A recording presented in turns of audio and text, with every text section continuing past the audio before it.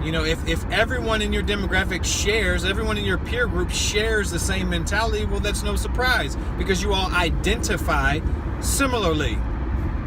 If you were raised in the hood, then there's a strong chance you will identify with other people raised in the hood. But are there exceptions? Of course, because the identity difference, okay? And what is the identity? What is that? Someone says, what do you do? Who are you? Who are you?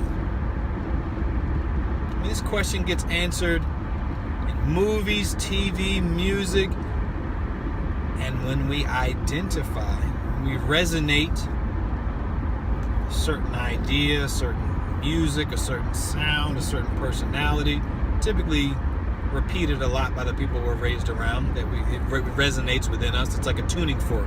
You get tuned into a certain key, and that scale seems to fit your mode really well. So once you identify with gayness or blackness or whatever that is, you march to that beat, whatever that may be, however that may sound like. Dressing those clothes, you listen to that music, you speak in this way. And if you stand out and if you break that mold, you step out of that parameter, you're going to endure a little bit more resistance, to your current, because you're not flowing just like everybody else is flowing. You're doing things a little differently. And that's what it's referred to as deviance, social deviance. There's good deviance and bad deviance. If there was a 0 point, you're plus or minus one way or another, socially speaking. But you got to understand, this is like physics. This is like mathematics here. Your level, your degree of how far you separate yourself from the normal pattern, you're going to find yourself in a position of obscurity where you're going to question yourself a lot, and other people are going to question you too. But the pathway to the most inclusive, to the most powerful identity is one without limits, one without bonds, one without barriers. That doesn't mean that you are not black, because that doesn't change how other people are going to observe you. That doesn't mean that you are not a homosexual if you choose to identify yourself in that way. It doesn't keep you there. It doesn't say that once you were, you always will be, and other people will identify you. I mean, you can fill out an application to a job, and there's plenty of means of identifying you. You can say, that person is 6 feet tall, and there's nothing that's going to change about that. Well, all right, sure, unless you choose to put it in centimeters, and you rely on that form of identification. But is that height your limitation? I'm only 6'5", or I'm only 5'11". I'll never be a point guard. You see where those sorts of even measurements, even physical measurements, can begin to break down your conscience, because you begin to say, what I can't. Well, I'm 85 years old. My body can't. I'm 60 years old. My body can't. I'm getting old. I don't think like I used to. Who told you that?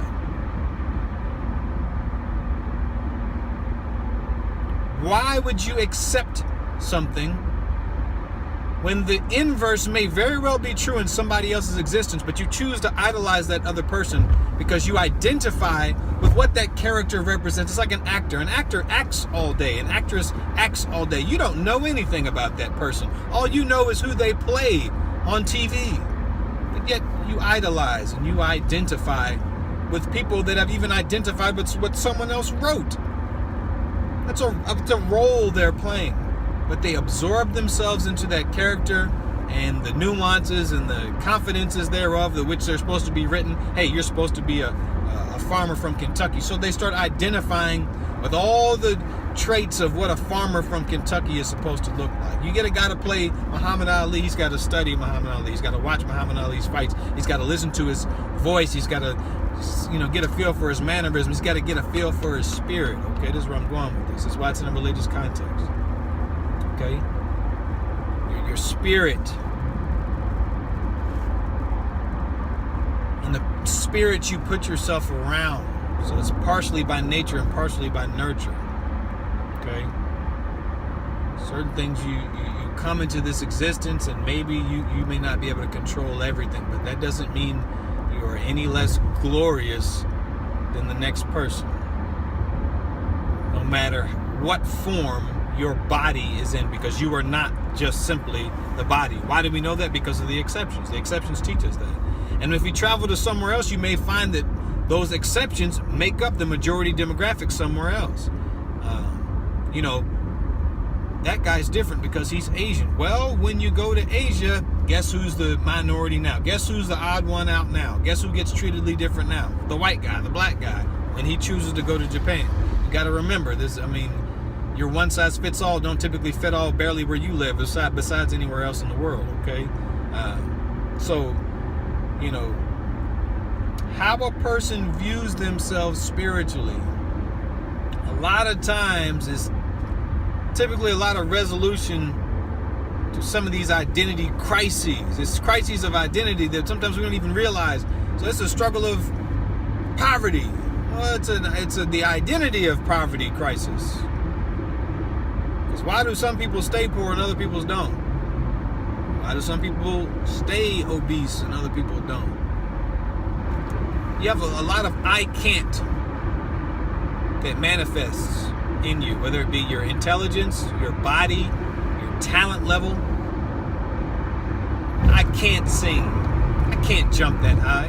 What's the difference between a 40-year-old who says, I'm 40, I can't do this, and the 40-year-old that plays in the NBA? The 40-year-old that plays in the NBA, I bet he doesn't say I can't as much as you do. I bet that body doesn't respond because that spirit is telling the body what to do. The mind and the spirit are in control.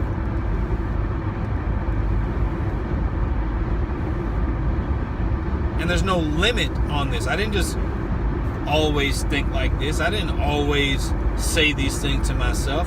It wasn't always apparent, these universal laws and principles that even I'm talking to you about right now.